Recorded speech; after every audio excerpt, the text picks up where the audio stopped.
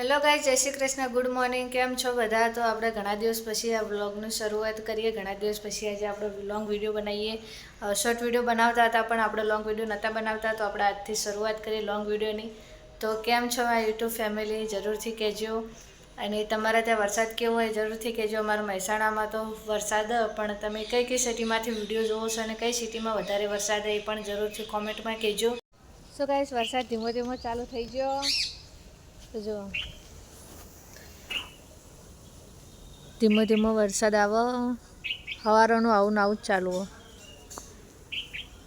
આ બાજુ મોમાં આવી એમનું કામ કરીને, તો આપણે એક બાજુ રસોઈ બનાવવાનું ચાલુ હોય, એક બાજુ ઘી બનાવવાનું ચાલુ હોય.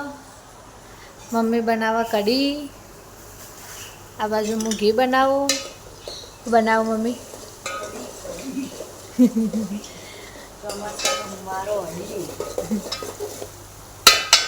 જો ગાઈસ, મમ્મી બનાવે કઢી, એક બાજુ ઘી બનાવવાનું ચાલુ હોય અને એક બાજુ ચાલુ હોય ધીમો ધીમો વરસાદ.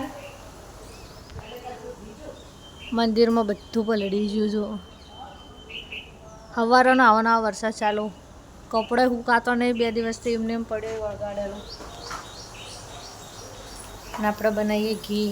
છે જે ચમચીઓની મૂકી દીધી.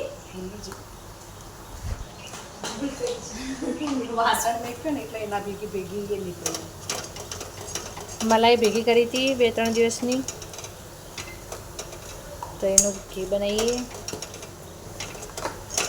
ઘરનું ઘી સારું, ઘરનું સારું નહીં, પણ આપણે તો વધારે મલાઈ બને નહીં. દૂધ લાવવાનું હોય દુકાનમાંથી, દૂધ થોડું વધારે હોય ને ગાઈસ, તો મલાઈ વધારે નીકળે, તો દૂધ ઘી સારું બને. આપણે તો ચો ઘરની ભેંસ્યો આવતી, આપણે ચો ઘરની ભેંસ્યો આવતી. અમૂલનું લઈએ એટલે ઘી નીકળે. આ બાજુ કઢી ચાલુ હોય. તો મળીએ ગાઈસ આટલું કામ કરી. તો ગાઈસ જો કઢીને બધું મમ્મીએ બનાવી દીધું હતું ને આપણે બનાવીએ હવે રોટલી. રોટલી બનાવી એટલી વાર જમવાનો સમય થઈ જાય એટલે મમ્મી, દાદી ને બધા બેસી જાય જમવા. અને શૈલેષ તો મોડા આવી, 12-12:30 જેવો એમનો ટાઈમ જમવાનો. એ આવી પછી અમે 2 જણા જમવા બેસ્યું. એટલે આ રોટલી બનાવી દઉં એટલે મમ્મીને લોકો બધા જમી લી. અને વરસાદ હાલ જ બંધ થયો. સવારનો ચાલુ તો વરસાદ બંધ જ થતો. વરસાદ ચાલુ એટલે કશું કોમે ના થાય, કંટાળો આવે. ઘરમાં ને ઘરમાં હું કામ કરવું કંઈ ખબર જ ના પડે.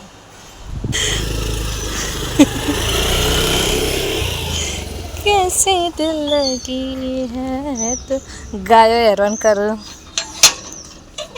ઓમ ગાયો ના હોય અને આ ટાઈમ થાય ને, આ ટાઈમ થાય ને એટલે ગાયો આવી જાય. ઓમ ગાયો ના હોય.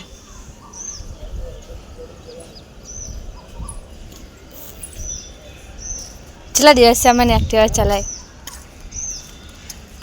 કેટલા દિવસ છે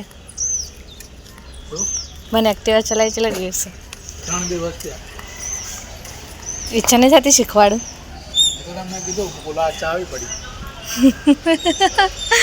હવે નોકરી પરથી આવી જમવા. બધા મમ્મીને બધાને ખાઈ લીધું, આપણે બેને બાકી. કેટલા દિવસે ચાલુ કરે આજ બ્લોગ? 10 દિવસ સુધી થઈ ગયું. ખાસો ટાઈમ છે લોંગ વિડીયો મૂકે. 15 દિવસ થઈ ગયું ને.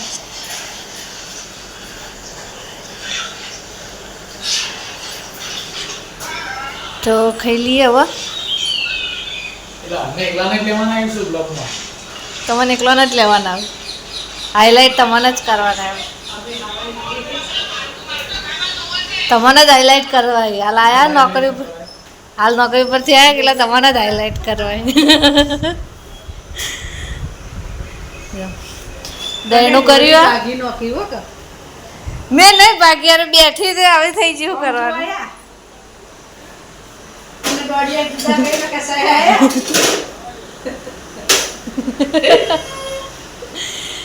કમ્પ્લીટ જ બેઠી હતી, થોડી ખસી ને એટલે નમી જઈ. આવી થઈ જઈએ, પાયા એવા થઈ જાય. જો આ પાયો ચેવો થઈ ગયો જો. તો ભાઈ હવે મેં એવું કર્યું, ખાલી બેઠી જ હતી, કોઈ કર્યું નતું. આપણે વ્લોગ ફરીથી ચાલુ કરી દીધો. બપોરે જમ્યા પછી ડાયરેક્ટ હવે સાંજે જ વ્લોગ ચાલુ કર્યો, કેમ કે બપોરે તો ઊંઘી જતા ને હમણાં જતો પાછો બજાર શાકભાજી દૂધ ને એવું બધું લેવા. તો બજાર જઈને આવ્યો ને ત્યારે હાલ હવે જો રાત્રે જમવાનો ટાઈમ થઈ ગયો એટલે જમવાનું બનાવીએ આપણે. થેપલો બનાવવાનો હોય તો મરચું મસાલા અને મેથીને બધું મસાલા બધા કરી દીધા. તો હવે થેપલા બનાવીએ. થેપલાને ચા, જેને ચા પીવી છે ચા ને દૂધ પીવું છે દૂધ ને. મમ્મીને બધો બહાર બેઠો હોય, બધો ફોન જોવું. તો આપણે બનાવીએ હવે જમવાનું, બનાવી દઈએ થેપલો ને પછી મસાલા બધા રેડી કરી દીધા.